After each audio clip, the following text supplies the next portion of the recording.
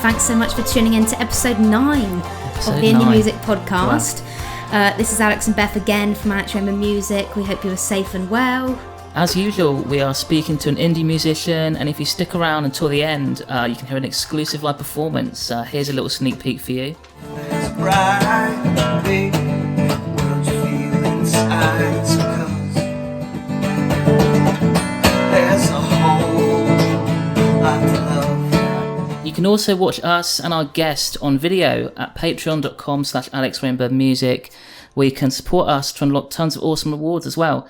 And if you are watching on video, you can see we've gone full in on the autumn decor. We've got the pumpkin set up. We've got the little flannel tartan. It's the most Alex Rainbird music thing. Yeah, we're very seasonal. So yeah, very seasonal. If you're watching on video, you can see all of us in our glory. Hope you like our pumpkins. Is that a weird thing to say? Yeah, don't start the podcast with that.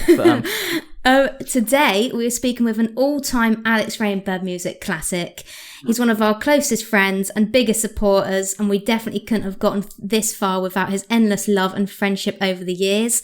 You may recognise his songs Everything Is Possible Now, Come Say Hello, and Anywhere You Want to Go. Please welcome Rich Andruska from Clouds And Thorns. Yay. Hello, everyone. It's so great to have you on today, Rich. How are you doing? I'm doing great. Doing great. And how are you guys doing? Yeah. Excited to, see you again and speak to you. It's better to see you in person, though. Yeah. Yes. That will happen soon, I'm sure. This will have to do. This will do for now. We had a great time last time. I was just thinking about that. We went to this. I took these guys to this crazy alien light show extravaganza in New York How do you City. even explain what it was? Yeah. It was so Our first cool, experience but of Rich bizarre. was the alien abduction. And it was like these aliens take you away and question you. I'm not even joking, guys. It was really weird, but it was so cool, wasn't it? Yeah, it was fun because all the lights and all this stuff, and it was kind of part participation, part show, and part alien abduction. Yeah, it was. That You guys so missed good. the pizza or what? Yeah, it's all we think about. New York pizza. The New York slice. Mm-hmm. That's good stuff. It was waiting here for you. Yeah. Anyway, Sorry. no, that's okay. This is We've good. already taken I'm doing that a turn. lot today, probably. To give everyone listening, Rich, could you just give a really quick summary of who you are and where you're based in the world, that sort of thing? Well, Rich from Clouds and Thorns, and I'm in New Jersey in the United States. It's right next to. It's like New York's Cinderella. Like it's the place the other sisters keep. Is that what you meant? Oh no. Yeah, and they keep it in the basement and they make it clean up everything and stuff. That's what New Jersey is. Nah. New York. And it's just basically the suburbs, and I do music here from my little studio in my house, and I've been doing it forever. It seems like it might be hard to believe, but I've been doing it for like 45 years. I've been doing music, something Incredible. like that. Maybe a little bit less than that, but yeah, I started in high school in the 1980s. So you can probably do the math and figure out how ancient I am. And then. I was in bands and was signed to record deals and all that kind of stuff. Did hard rock for a while, did progressive, weird stuff, experimental. And then, and I do a lot of things. And then I guess a few years back, I started doing kind of music in this style. I had always been a fan of folk music. In fact, probably the two artists that I've seen more than anybody live is James Taylor and Indigo Girls. Nice. I've always been a fan of like folky kind of music. But being young and angsty and all that kind of stuff, I always went for the artier, aggressive-y, anything else then was kind of my core when I think about it. Because it was always me and an acoustic guitar. Forever. And even my friends would say to me, are you sure this is the right kind of music for you? Because you're just not that guy. I mean, you could look up the band Pete. You could look up Sweet Days and you could see what I used to do. At times. Love it. And, but a few years back, I kind of started doing music like this and it seemed to be coming out good. And and then I contacted you fine folks, and you're wonderful enough to put it out to the world, and boy, shockingly, the world really embraced it. It was kind of crazy. Kind of became like a perfect partnership, didn't it? Straight away. It did. I know, obviously, you said you've been working like in music for a long time, and my next question was like, what was the history before Clouds and Thorns, which you've kind of touched upon. Right. But I was just going to go back to like when you were really like younger, and what actually made you start music? Like, what was the first instrument you got into? Well, so I was obsessed with Led Zeppelin for a long time, like in high school. Like, I wouldn't shut up about it. So even in high school, like the kids in school would bet me that I couldn't shut up about Led Zeppelin for a whole class period, and I couldn't, because someone would say, like, it would be getting close to the end of the class period, and someone would go, Eric Clapton's the greatest guitar player of all time. I'm like, no, Jimmy Page is like, ow. Yeah. So I was obsessed with music. My walls. I'm sure a lot of kids this way. A lot of even some adults I know. Yeah. Their walls were papered with posters everywhere. I just had Zeppelin. And what was interesting about Zeppelin too was they had an incredible folk presence as well. Zeppelin did a lot of that, and they did the heavy stuff, and they did even some country things and blues and all that stuff. So that got me a great basis for loving all kinds of music.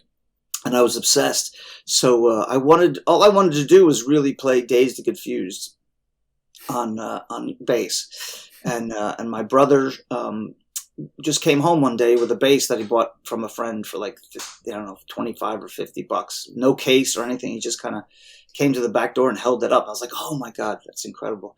And that was the start. I just wanted to play, and I couldn't even press the strings down. And because I had little bony fingers, so it was a very small start. And that's so cool, though. Look at you now. Look how far you've come. Yeah. Now I play all kinds of instruments, but it took almost 50 years, but definitely. Spring 2017 is when we finally crossed paths. Had you been following us for long at that point, like the channel and stuff? Yeah, I'd been stealing. Music. Stealing. Well, I've been stealing ideas because you always put on such amazing music. So I was always looking for stuff to inspire me, and your site had all the best stuff. So I would always be on there and listening to things and just kind of, borrowing, as they say. But, there's only 12 notes. But it was just the vibe that you had, even though some songs, it could vary from song to song, but it just had a loving, warm, uplifting vibe. And that's what I loved about it. So I used to, do that. I used to, check it out all the time. It amazes me every time. And this is the ass kissing portion of the show. It still amazes me every time how they've even gotten better. But like, probably a lot of them, they're probably sick of me writing posts on the I'm like, oh my God, like this is even better than the last one. How is that possible? How do you keep finding how do you keep finding music? I don't know how you do it. Thanks it's magic. so much. Yeah, thank you. Like I said, guys, at the beginning, Rich has always been like our number one supporter. It's just so lovely to constantly have your support. Always, isn't it? Yeah. Look, that goes the other way. Like I was a fan before before Clouds and Thorns was even a thing. So I love what you do. What's incredible is that there's bigger and bigger things on the way. Thank you so much. Yeah.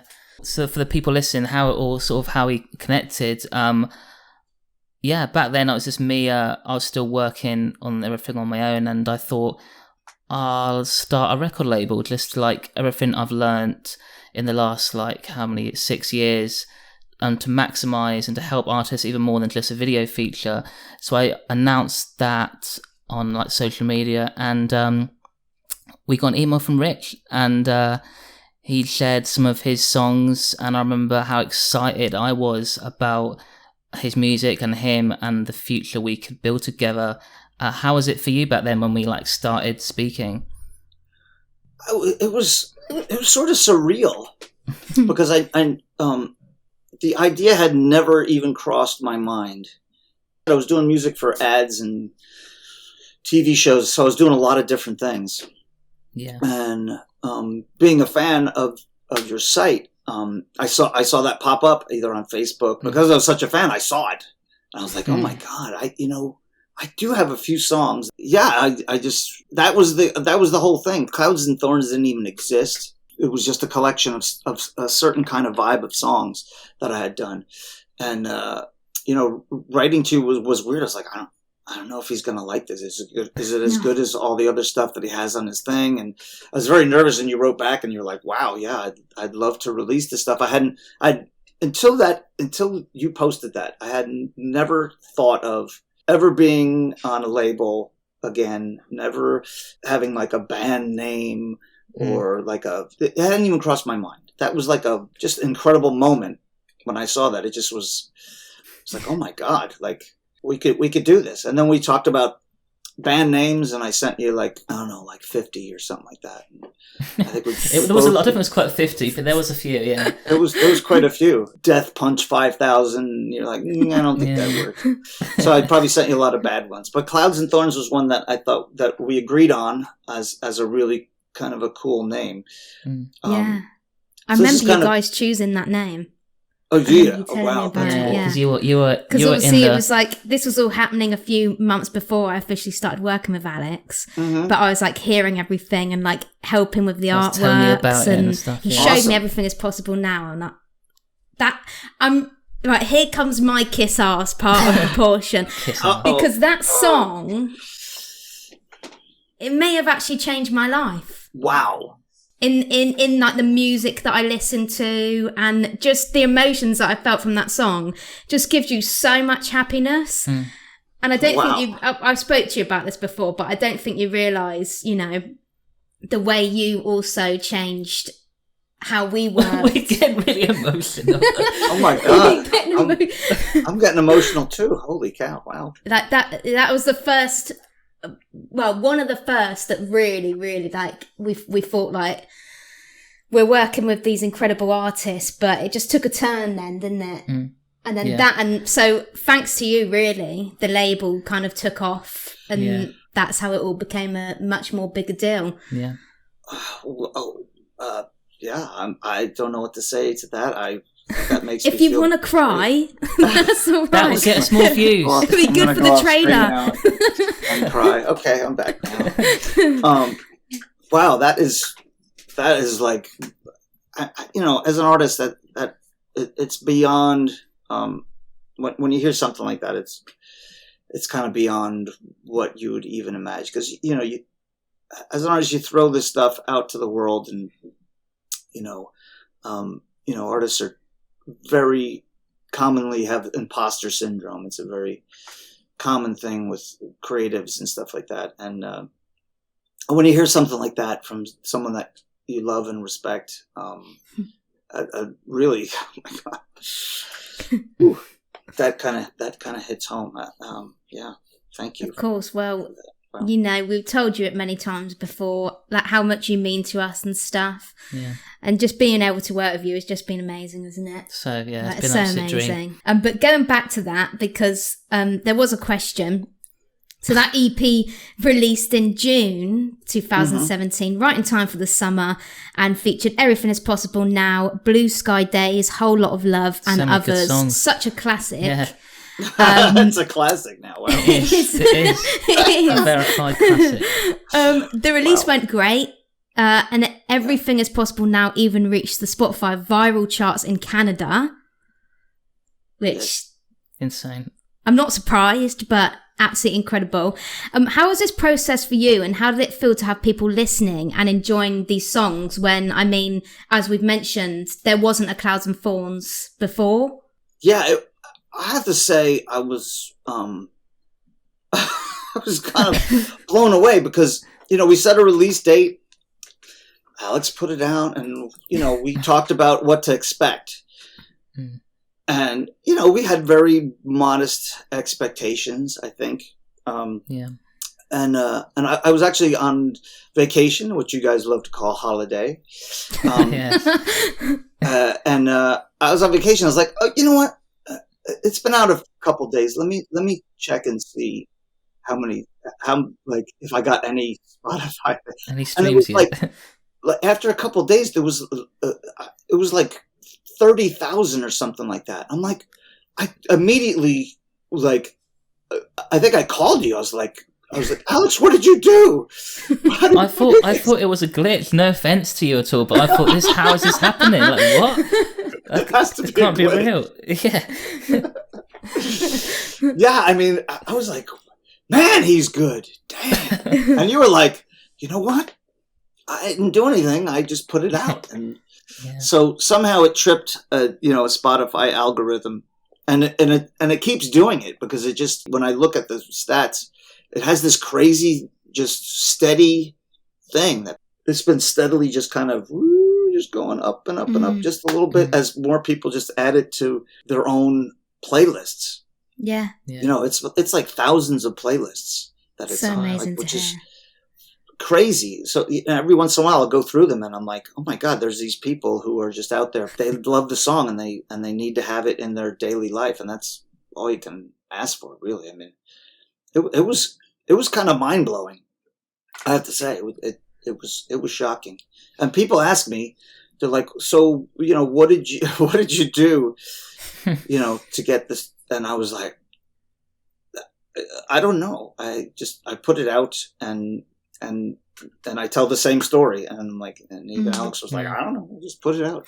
So it just cut through. The right place, the right time, the right songs, and all this works. Yeah. And I guess I should segue into a congratulations to all of us. By the time this airs, it will have hit 1 million streams on Spotify, which is kind of, if it was dance music or hip hop or stuff like that, it's not a huge number. I mean, even for an indie artist, it is. I guess this is probably the first Alex Rainbird record to hit 1 million Spotify plays. Is that correct? It is. Sure. Yes, it's the first one, and really, like, it was just like an impossible, maybe like one day sort of end goal.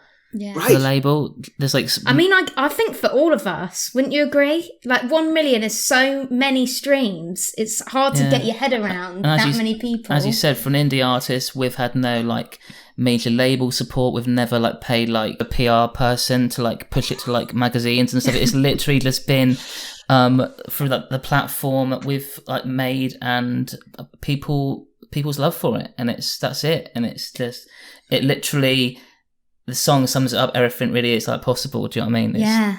Right. It means a lot, doesn't it? It means so much to all of us. Yeah. So many amazing things happened to us, to me, my family from that song. I mean, it's been in movies, on TV shows. I constantly get people. I mean, it's probably like one a week where somebody is making an indie movie and goes, can I use the song in the movie? And I'm like, wow, how did you find it? How do you, and people just love it. And that's just on Spotify, when you look at like Apple Music and all these other things. I mean, it's kind of scary when you think about that many people, isn't it? Yeah. Yeah, it's kind of weird. But again, I don't, in our initial talks, there was a couple less zeros in our estimation of where we could do this. Definitely, probably at least 2 less zeros. Like 10,000 streams seem like, I don't know. That's a stretch. Yeah. And again, like that first time looking, I thought maybe I was hoping to get like 4 or 5 or 10 maybe. Like, did anyone listen? Is it, as long as it's not a 0, I'm happy. As long as it's someone. As long as it's Alex. Yeah, exactly. Yeah. I know it's your people, it's your fans, it's the people who follow you guys that listen to that song over and over and over and over and over again, and make it a soundtrack to their life. And that's like the ultimate goal as a musician. Is like, when I was a kid, I internalized Led Zeppelin. Like, I internalized it. It's like it's part of my life, and people have embraced the song in that way. And I can't be any more thankful to you guys, to everybody who listens, everybody who will listen. I don't have words for it. And then Beth, saying that it changed her life that's the kind of things I'll think about these things. Yeah. Well, like I said at the beginning, you're like an Alex Rainbow Music classic. You've meant so much to us, as I said. Your support is just another level, isn't it? It is, yeah. I know I was also going to say there's going to be people growing up and stuff now that have Clouds and Thorns posters like on their walls and like pictures of like the artwork printed out and like Well, you all haven't this stuff. seen our bedroom yet. There might be a poster up there. Life-size cutout on the yeah. Oh my goodness. You also record and produce all of the Clouds and Thorns songs yourself, and they always sound absolutely flawless, if I do say so myself. Yeah, we both. And yeah. When did you get into producing, and is there anything you've learned over the years that you wish you knew at the start, in case there's anyone listening that, you know, does the same thing or wants to try it out? That's a great question. Yeah, so I kind of do every aspect of it. I do all the production, the performances, the singing, the blah, blah, blah. And it's not, I try not to make it like an ego thing. I probably just don't work and play well with the other children. I kind of have... Well, you don't need to when it sounds like it does. That you know what I mean? good. You can do it yourself. Well, it took a long time to do that. I mean, how I got started in producing, I was signed to Warner Brothers Records with my hard rock band. And I had kind of done recording, you know, to do demos and stuff like that for people, because I always did that since I was in high school. Like, I started out multi-tracking by using 2 tape decks, because there weren't a lot of, you know, back in the 80s, there weren't like digital things. So you have 2 cassette decks, and you have a speaker and a microphone, and then you play your guitar, you record into a tape deck, and then you play that out of a speaker, and you have a microphone over here. And then as your guitar is playing, you sing into the microphone, and then they're both recorded the same. And then you kind of do the process. I'd love to see you doing that now. And layer it. Yeah, well, it's just now Pro Tools or whatever format you use is a very elaborate way to do that. Learning to really record we were making our record for Warner Brothers, and it took forever. It's a crazy story. We went into the studio the first time with this producer, and things were not going well. And I remember sitting there with like a newspaper or whatever, sitting in the back of the room like this, because the producer was yelling at the bass player because it's something disastrous was happening, like truly disastrous, like the tracks were screwed up and we had spent 3 days and it was a disaster. And I just was like, okay, I'm just going to sit back here with my little, I think it was Rolling Stone or whatever. Just peering and over I'm the not top sure, of it. and I'm not sure what the object was, but some very large, very heavy object came flying across the room and knocked the paper from my hands. And the producer's like, Rich, this is your band. You take responsibility. You get this. And I was like, because I usually am pretty chilled out. And as bad as that kind of moment was, it was a watershed awakening for me. Because like, you know what? You're right. This is my life. This is my music. I'm going to take this. And so from that moment, I sat there we recorded this record. It took forever, over a year. And I sat there with the producer every second, learned everything about what was going on, every decision, all that stuff. So it was a trial by fire, learning Pro Tools and all that. And then when we were done with Warner Brothers, it's been to several different producers and studios and took over a year and a half and over $1 million in spending.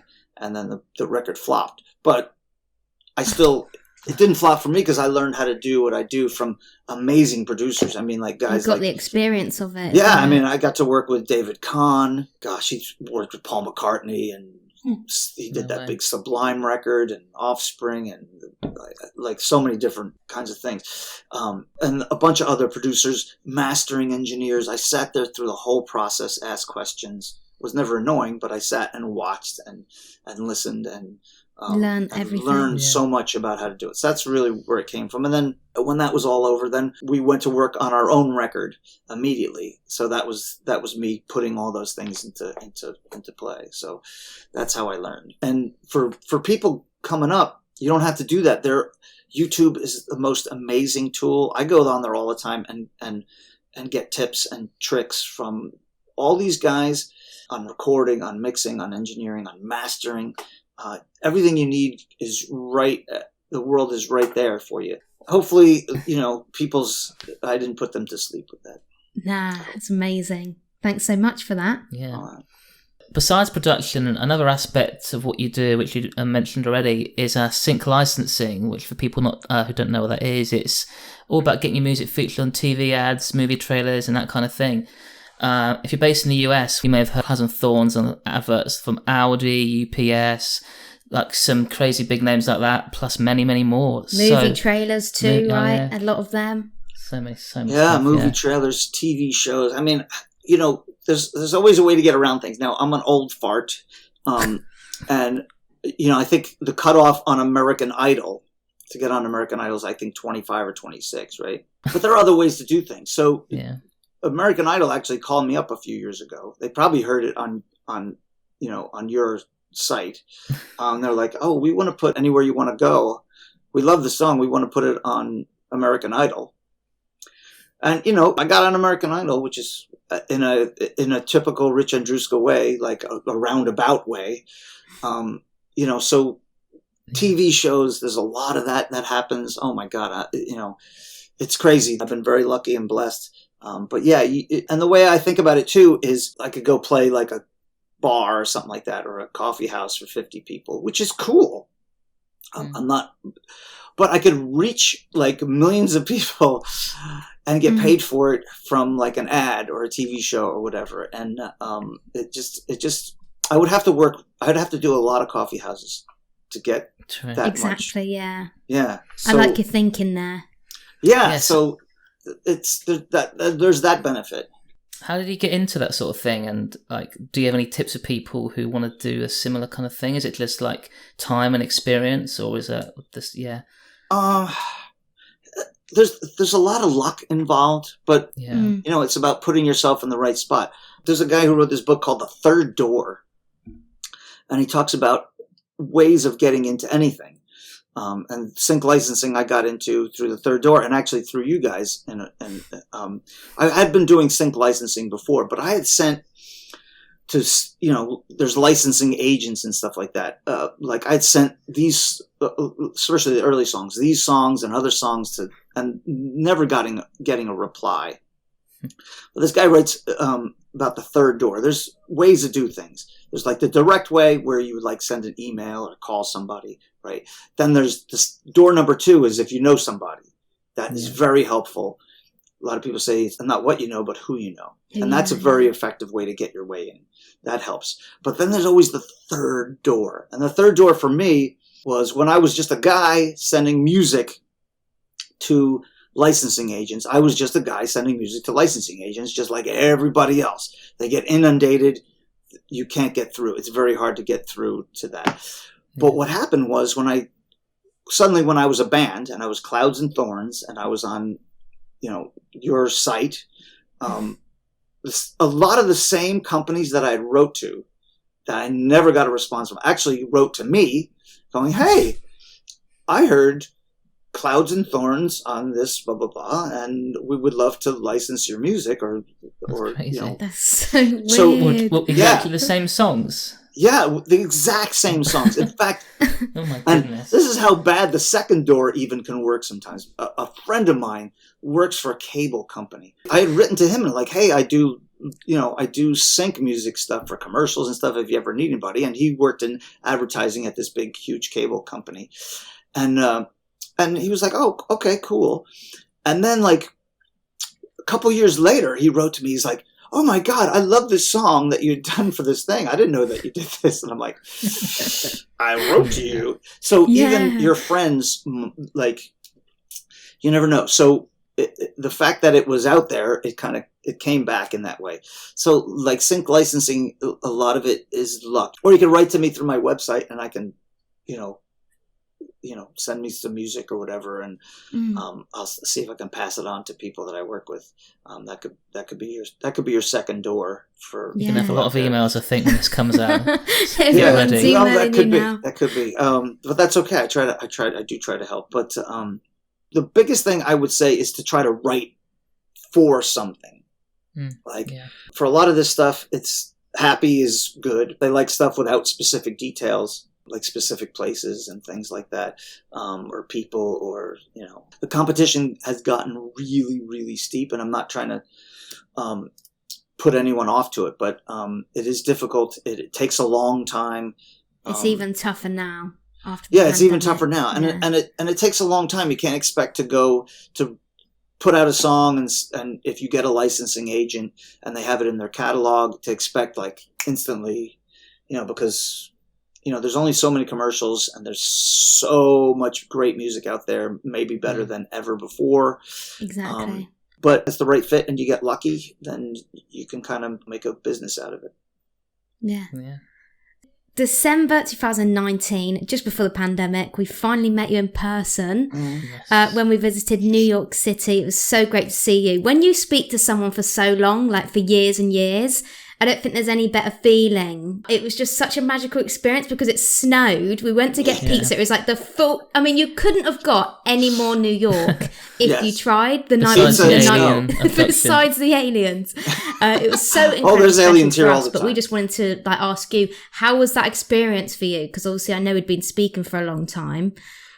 Yeah, I mean, it was probably similar for you guys. It was just incredible seeing you guys in person for the first time. It was awesome. I wanted to do something kind of wacky and New Yorky, and it seemed the alien thing seemed pretty cool. It was pretty new, and just the first thing we did, you guys came to the train station where I came in, and then we went and got pizza. And I think it was like the most New Yorky thing. It was, and it's so heavy snow as well. Yeah. That was just the heaviest snow was that night, wasn't it? We were waiting for the snow, and then. And I know, Beth, I know you had said that was like, you love snow. Yes. And like, I guess it doesn't snow very often there in England, I suppose. No, not at all. So, I just felt the magic from you. You were like a 6-year-old, like seeing snow for the first time. I was. That sums up Beth, didn't it? Yeah, it was a kind of magical experience for me, because when you see someone experiencing it like that, then you get that same sense. I mean, here, you get that when it's coming down, but you also, as an adult here in the States, in the back of your head, you're like, now I got to go shovel and I got to do all these other things and I have to drive and all that stuff. So you have that, but it's still, when you're in the city and it's happening and you have someone like you that just had such a magical experience with it, I was like, wow, I'm feeling it the same way like when I was a kid. Yeah, it was cool. And it was so amazing. The great thing about snow in the city, it's a very rare thing. The city is very loud, but because the snow is coming down, it was coming down very heavy, it dampens the sound. That's the only time you'll hear the city have that kind of dampening. Even like on a Sunday morning when there's no traffic, there still has this buzz about the city. But when the snow falls like that, that goes away, and that adds to the magical experience of it.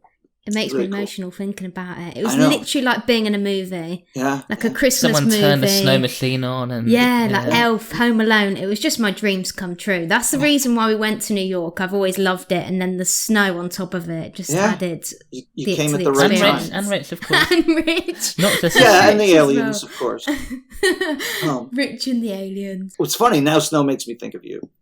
Oh, So that's kinda beautiful. cool. That's all I wanted, Rich. That's all I want. So fast forward now to 2021, and as we mentioned, we're approaching a huge milestone. Everything is possible now. By this point, when you're listening, is at 1 million streams, maybe 1,000,001 or 1,000,002. We've done it, guys. We've done it. Yes. And that's a we thing. I mean, this never would have happened without you guys. The incredible work that you guys do. More than I could ever expect. Way more. We also can't put into words how it feels. As we said, we've had no help with it. It's just connected with enough people to snowball to that, and it's always been a goal for us for the label. And we're just so happy that it's with you, and it's your song, and it's Everything Is Possible Now, and it's perfect, really. And we also yesterday we searched Clouds and Thorns on our channel and spent like 5 minutes. It's going to be shook by this. Yeah, we spent 5 minutes adding up the views for every video that we featured your music in. Do you have any idea what the total number is of views? Put him on the spot.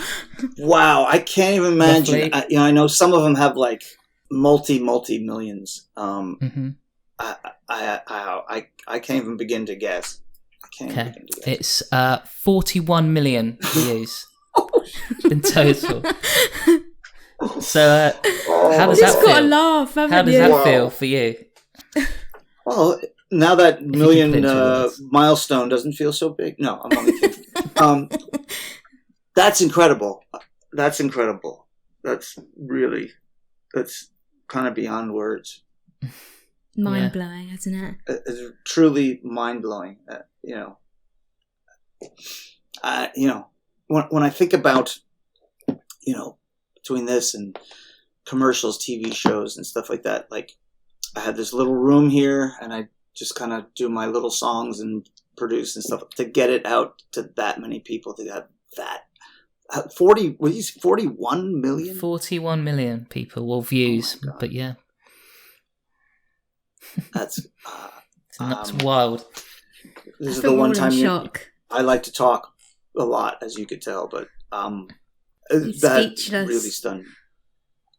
The only thing I can It's say all is right. thank you. That's Yeah, thank there are no words, are there, really, to like I mean, it can't go to a nicer, more humble person, can more it? deserving. Yeah, More deserving person. So we'll leave it at that. You truly, Wow. truly deserve it. We're gonna cry a lot apparently in this episode. we'll hang up today and be in floods of tears, won't we?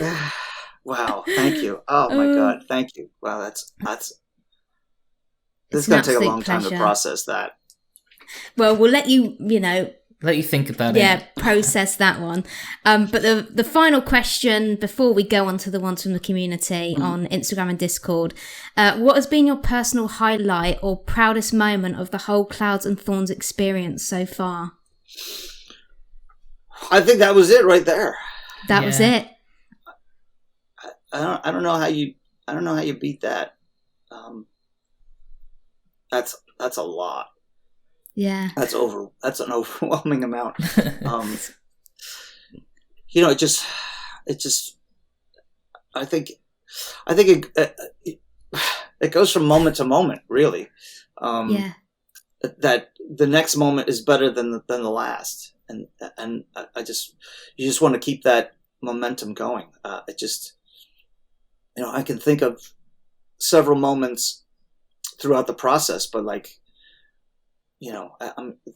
that number is going to grow, and then I'm going to get emotional all over again. It's only so- going to become more and more people, isn't it? Yeah. Yeah, it's only going to get bigger.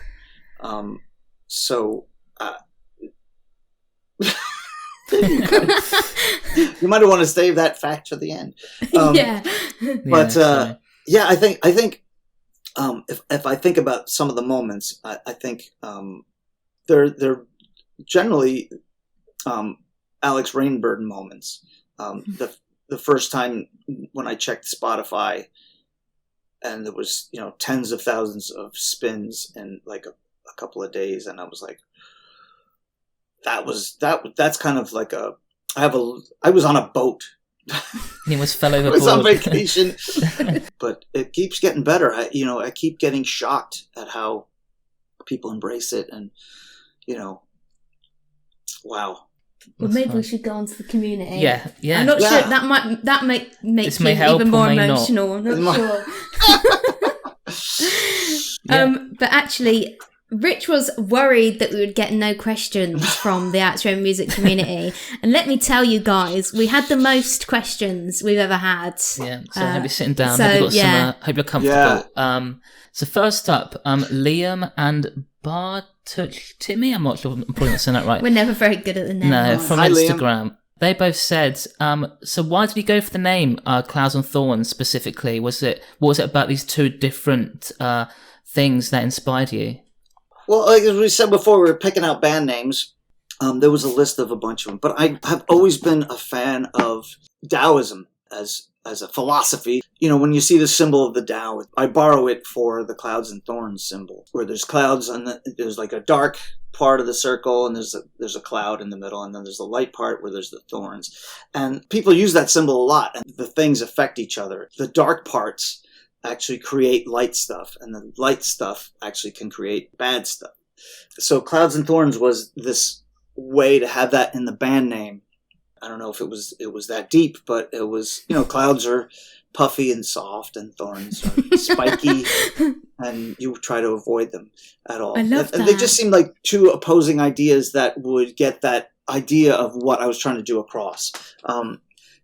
This may be a revelation in some ways to people listening, but most songs that I do, I think everyone would say they're happy, uplifting songs. Like everything is possible now, but there's generally always a little bit of, you can't have that light without the dark. So like even in Everything Is Possible now, like that third verse is I was raging against the world in that third verse. There's a line where I've seen the truth, and it's basically been dragged through the mud. Yeah. I've never seen again. I think that's what the lyric is. You could probably find a moment in every song where I try to juxtapose the lightness and arc of it with something that drives that lightness. Grounds it a bit more, that we're going to push away whatever this thing is and embrace that. I try to get something like that in every song. A lot of them have, yeah.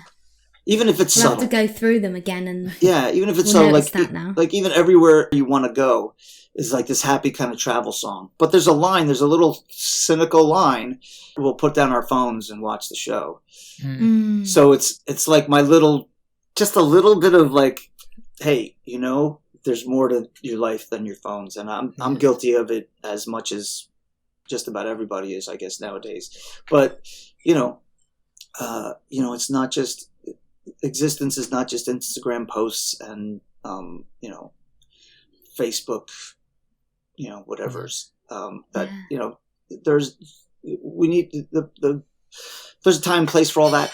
But so every song has a little of that. Maybe it's fun for the listeners to search and look for those moments in the song. Go, that's what he's talking about here. It's so much more behind Clouds and Thorns. Yeah. It's just like puffy and like sharp, but it's like that's really cool. Yeah. Bartuk Zim Timmy. I can't pronounce that. Had another question. They asked if you could collaborate with another artist or musician, who would it be? Wow. Well, my favorite artist of all time is Radiohead. I love Radiohead. Yeah. I love the textures, the feels, everything about Radiohead. If I were to ever do anything, they would never do it, of course. But to work with one of those guys would be the dream kind of thing. That would be awesome. Yeah, it would be incredible. Radiohead, if you're listening. Yeah. Listen, you never know. If you're watching. You never know. I guess you never know. Or somebody maybe knows Radiohead. If you know Radiohead, please. I'm sure someone will know. Get in touch. Get in touch. Yeah. And I had a kind of dream collaboration already because I'm a hockey fan. Yeah. For my whole life, I've been a fan of the New Jersey Devils. And a bunch of years ago, I somehow fell into being able to write and record their goal song. No way. So this is kind of my Mount Everest of my musical thing, was like my love for music and my love for the New Jersey Devils peaked. Collided, yeah. When for a whole season, every time they scored a goal, they played my music. And you can see my smile when I think about it. I would sit on the couch, or I'd be at the game or whatever. I'd sit and I'd turn to my wife and I'd go, how did this even happen? Yeah.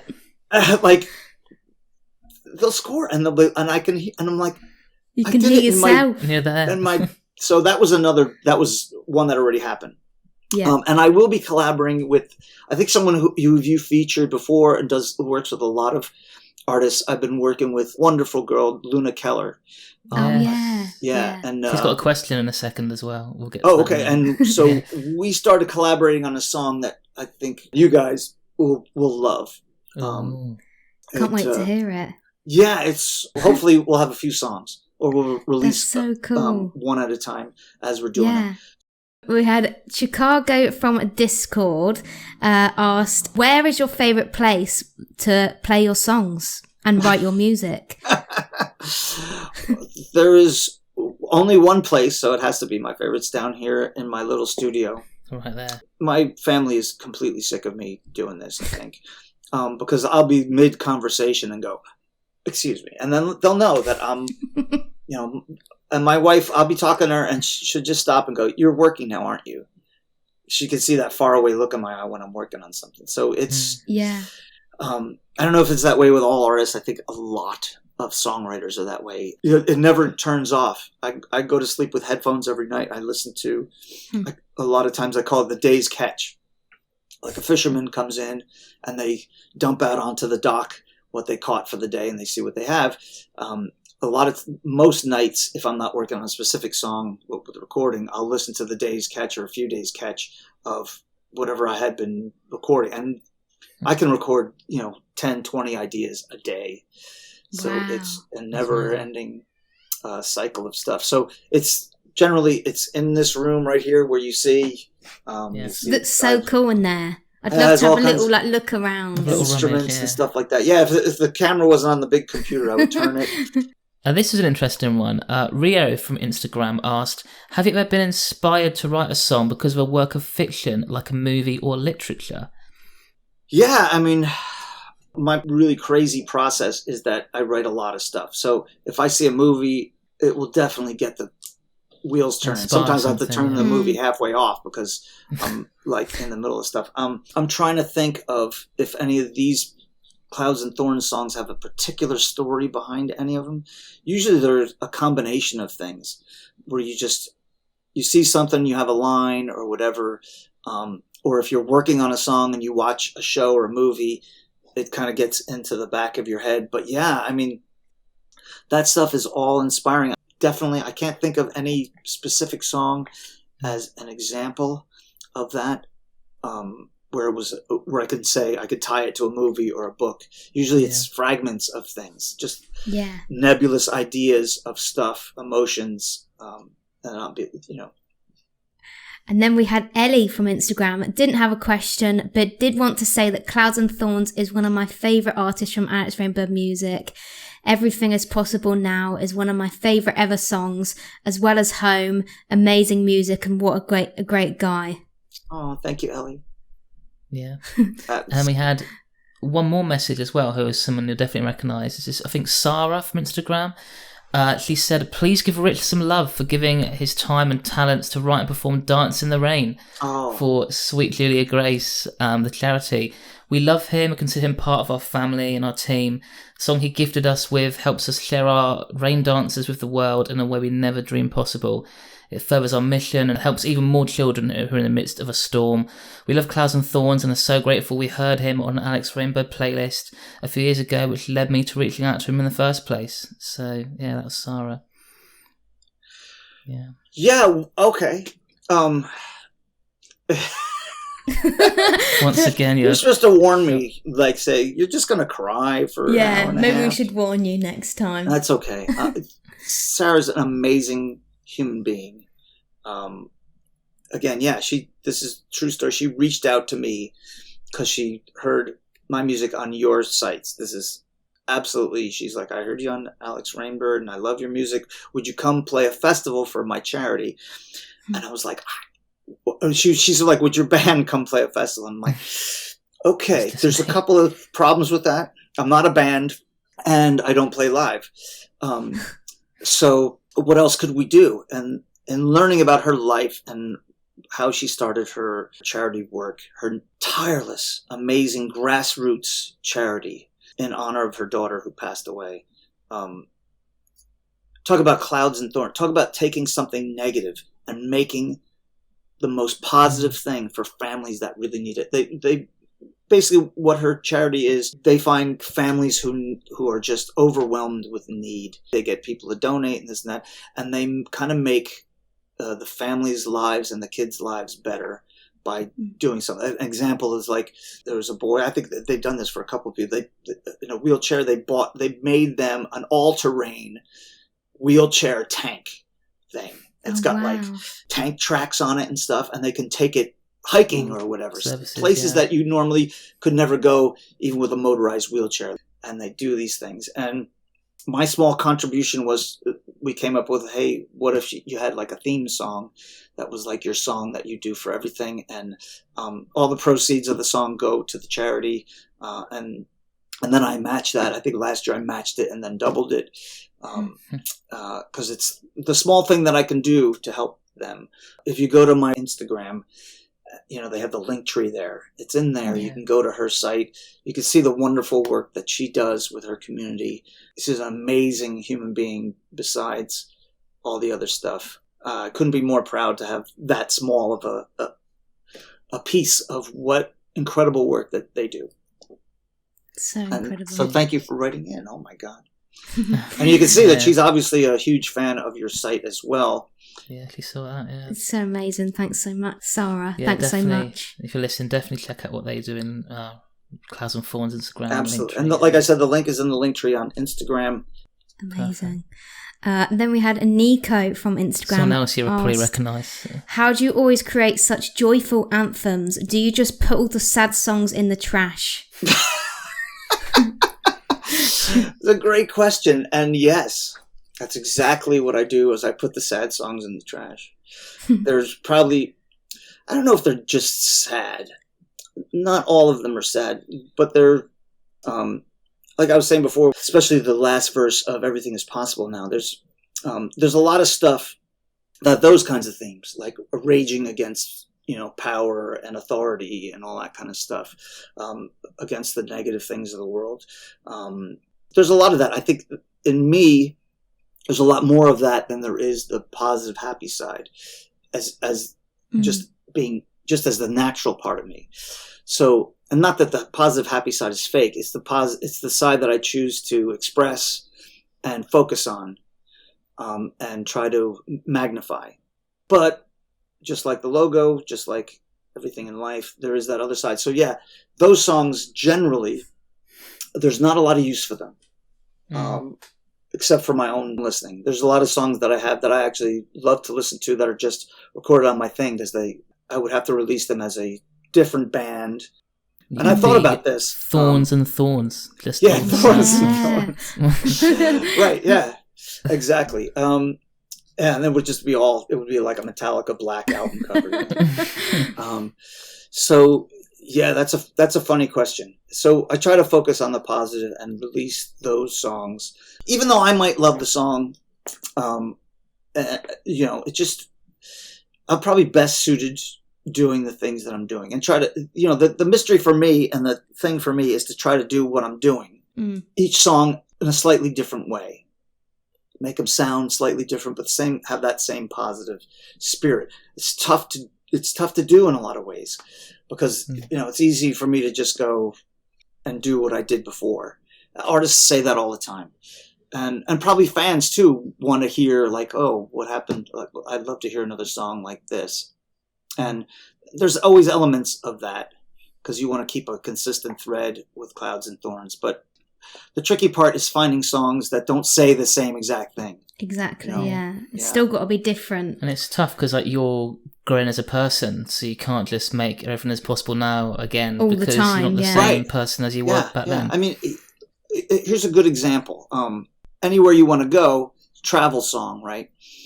But then I released Call You Home, which is also a travel song. But I tried to do them two different ways. Like, Anywhere You Want to Go is like, hey, let's just drop everything and let's just go have fun and go see something amazing, right? And I'll take you anywhere. And that's a love song and a travel song, right? But then there's I Will Always Call You Home, which is no matter where we go, we've done all these, it's more like we've done all these great things, but it doesn't matter where we go, you're my home. So it's like, it kind of, instead of doing this, it does that. So that is an example of taking the same theme of travel and doing two different things with it, if that clarifies it.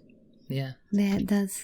Bugs Fiend from Discord asked, what aspect of making and sharing music has been the most difficult, but also ends up being the most rewarding?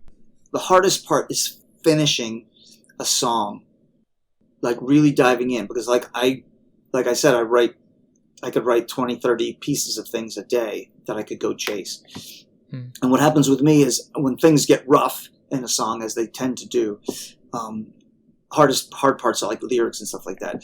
So is then go, oh, I could just write something else, and then I could, it's like, it's an ever evolving thing. So the hardest part for me is going, okay, this is going to be done. And that's also the most rewarding thing. So that was part of the question, right? Yeah. When I finish something and then I could put it away and go, I actually finished something. You actually did it. Yeah. Yeah, because and it takes all of my energy and focus to get it done. And a lot of times I don't have time, energy, or focus. So it's a miracle that anything gets done sometimes. But just know, as a listener, if I release something, probably a lot went into it. Yeah. And you can tell because can definitely they do tell. so well. Saran from Discord asked, I just spoke about this song, you happen to have a song called Anywhere You Want to Go, which leads me to my question. If you could go to any place, including fictional places, what would be your top pick? Wow. See what they did there? Ooh. Oh, that's the top pick. The UK to see us, surely. Well, that's obvious, the question. That's really the Zeppelin connection, and also, and maybe because I was a big Monty Python fan. Amazing. It's Shakespeare, it's all that stuff. Like, yeah, that would probably be just the whole big island there in Ireland. Yeah. Because of that mystical quality. Yeah, you joked, but that's probably where I would go. Oh, wow. Amazing. And I'd see you guys. There's always a sofa here for you, a little couch to sleep on if you're ever in the neighbourhood. So.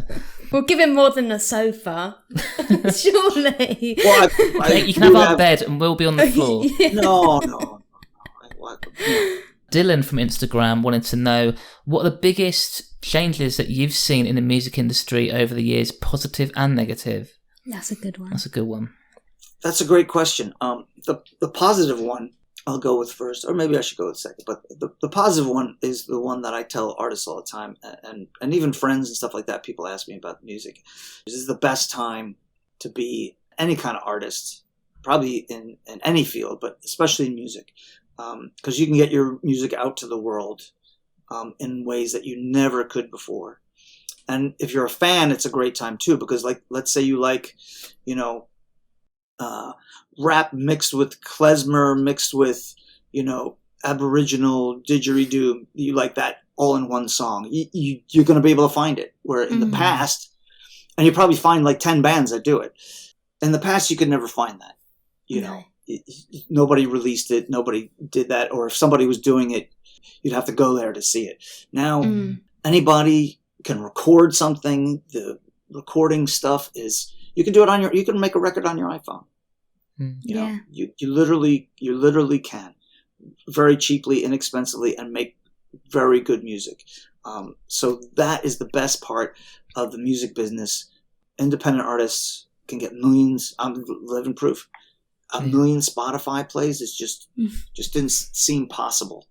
But I got to listen to the song, right? Everything is possible. So that is the best thing, and seeing and as a fan, seeing all the music that's out there that I love as well.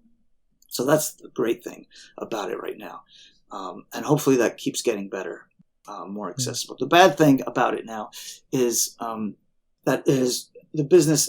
It always probably was this way, but now you really see it. There's two tiers. There's the huge tier of Ariana Grande and those kinds of artists, mostly because of the way, this is not because of the music business per se, it's because of everything in the media is owned by only a handful of corporations, a handful of people. The stratification is not gradual like it used to be. So it's hard to break into that upper echelon. And you have to have a machine, and you have to have all that stuff. So it's a pay-to-play system. You could see that with independent artists as well. There's a lot of people who kind of prey on artists. Give us this amount of money and we'll get you this many Spotify plays or this many. Oh, definitely. Music's obviously easier to make than ever, but it's also harder than ever to get into the upper tier. So people may think, oh, I've made a song. I'll pay my way. Well, yeah, I can be famous now. Do you know what I mean? It's misleading, I guess. But then that's, I guess, what we're for, to try and help and get the music out there, I suppose. That's exactly right. You become a gatekeeper and a tastemaker and a record label too, on a very big level, to get to this level, back in the 80s or 70s, you had to be on a major label, Yeah. right? Or Sure, yeah. you couldn't. It was very hard to do it on independently. So that's again the good thing. But the bad thing is most of the stuff you hear is chosen by very few people. Yeah. We've got Rachel from Instagram who said, do you have a favourite Clouds and Thorns song that you've written and why? Well, I'm going to throw it right back at Rachel. Please reach out to me and tell me your favorite Clouds and Thorns song. Oh. But I will. But since I'm recording this already, favorite Clouds and Thorns song. It's hard not to like Everything's Possible Now for me. Yeah. So many levels. Personally, what it's done for my life, for my family's life, the success that's come from that song, and just its message, the fact that it encompasses what Clouds and Thorns literally is, where it has some of those negative things. And, the song was written kind of about technology.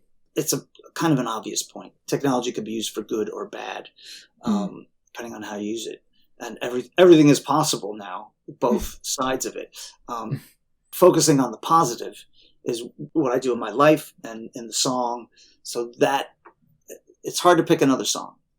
Amazing. And it's Rachel, right? Hopefully you'll write to me if you're listening to this and tell me your favorite and why. Okay, so final question. We have Luna from Instagram, who we just spoke about. That's Luna. Final question from Luna. Yes. How has music changed you? Wow. Gosh. How's it changed me? I don't know. I think I've changed with it rather than it changing me. I think it's an ongoing process with the both of us. But when I was young, I mean, music was everything. It just had this magical, mystical quality. I think the thing that music has done for me lately is given me a direction, a purpose, a creative outlet. It gives me a focus, somewhere to put my energy in a positive way. Again, I don't know if that's changed me or if I've changed it or it's changed along with me. I think I was showing this pyramid before, but two things merged. So maybe I bent towards the music that I make, and the music that I make has kind of bent towards me. So I think everything's changing. Because if you look at the universe and everything is constantly changing, evolving. Nothing comes back exactly the same way. For anything good or bad to happen, change has to happen. So we have this arrow of time. So for Luna's question, music, we're all changing in a certain direction. So it's given an extra meaning to my life if that's change. Great answer. Wow. There you go, Luna. Yeah, that's actually all of our questions from the community. I just want to say thanks so much for everyone that sent them in, because that was definitely some of our best questions I think we've ever had. Next time we'll have a theological debate with some authors from Cambridge. Yeah, we've gone very intellectual on the Indie Music Podcast. Fantastic. So just looking into the future now, is there anything you wanted to say, like add to the podcast, and are you working on any new music that you can tell us about? Yeah, I'm always working on new music. Right now I probably have Clouds and Thorns specifically songs. There's probably a good 20, 30 songs that are on any sort of process. Wow. If you do see me on Instagram, again, I don't like to beg for those things, but you will see me posting pieces of songs that I'm working on, and people have been very nice and sweet about them, and I wish I could have time to finish them all, but they will probably mostly remain half done, but I'll try to finish as many as I can. Yes. And make them as good as they can be. There should be a lot to look forward to. I'm working on the website is almost done, but the lyric page is done. So you can always go to cloudsandthorns.com, plug. The lyrics are all up. There's cute little videos for each one that's kind of a full screen that you can kind of get immersed in. That's what I'll be doing tonight. That's my night sorted. Yeah, you can go through all the songs. Every song is up there. So there'll be more stuff like that, more goodies like that. I have no new song to plug or anything like that. I think it was just, I would have come on and just kind of celebrate with you guys. If I had champagne, I would pop the champagne. Yes. Congratulations to all of us on just a pat on the back for all our work. Congratulations. How it's paying off. How you guys have changed my life. I mean, not just if you want to talk about changing lives, it's you guys and what you've done have changed my life in amazing, amazing ways. So thank you, people who listen. There'd be nothing without people who listen and make it a soundtrack to their life, is what I like to call it, because music growing up was the soundtrack of my life. Everything about it, everything ties to music for me. That's just the way it's been. I want to thank everybody for listening. Thank you for listening to my music, this podcast, for my rants and all that stuff. Come. Here's another plug for me. Come say hello on Instagram. Oh, yes. Love my website. That is fantastic. Come. That's another song that people seem to really gravitate towards. Come say hello, and come say hello. I love to hear from people. I love to write back. Amazing. So today, Rich is kind enough to perform his song "A Whole Lot to Love." This is from his 2017 EP, his debut release we spoke about, and it's a really, really beautiful song. It means a lot to us, and we hope this performance means a lot to you as well.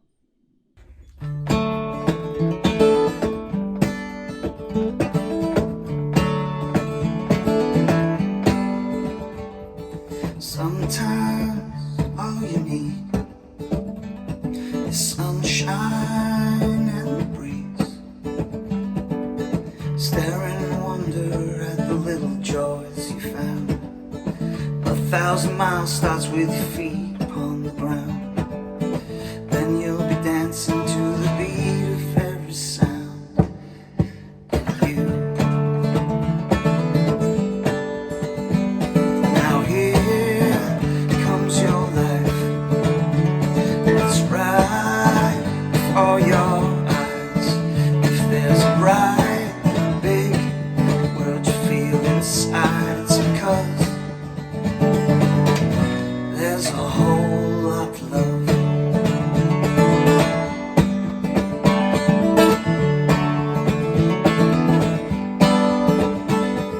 Sometimes you're overdue to revise your point of view. You used to look up at the ones ahead in line, and now you left them all a billion miles behind. You catch them staring at the light that shines from you. Now here comes your life. It's right before your eyes. If there's a bright, big world you feel inside, it's because there's a whole lot to love.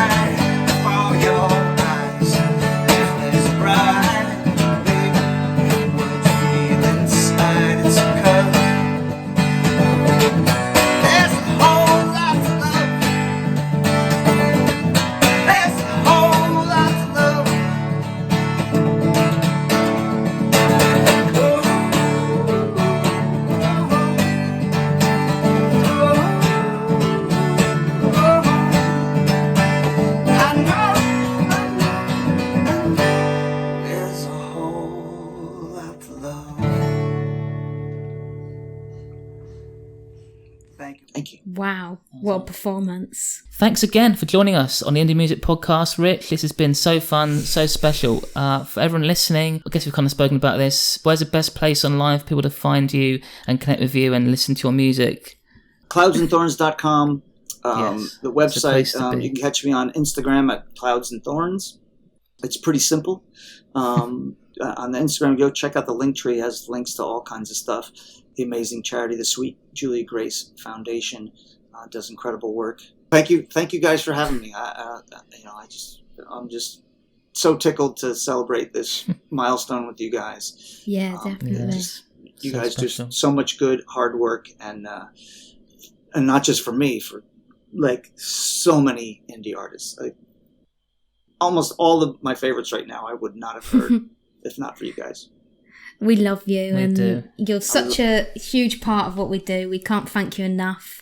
Absolutely, yeah, thank you. As I've said a lot, people are going to get so fed up of us saying thank you, but we truly mean we it. do it because we mean it. Yeah. I love you guys too, and I should have had a bunch of tissues right here because I cried a few times. It's been an emotional episode. It has It's been a very One of the- emotional episode, yes. I think the most emotional one It we've done has. so far. It really has. But whether you're listening on a podcast platform or watching the video version on Patreon, which We're waving. give you a little wave, thank you so much for hanging out with us today and Clouds and Thorns. We hope you enjoyed the episode. Make sure you hit the follow button so you don't miss a future episode, and join our community on Instagram and Discord, where we announce our next podcast guests and where you can ask them questions plus much more. Yeah, we'll be back in 2 or 3 weeks with another amazing artist, interview and performance. But for now, what's left to say is goodbye from me, goodbye from Beth, Yeah, bye everyone. and goodbye from Rich. Thank you. Thank you guys. Thanks so much. Bye.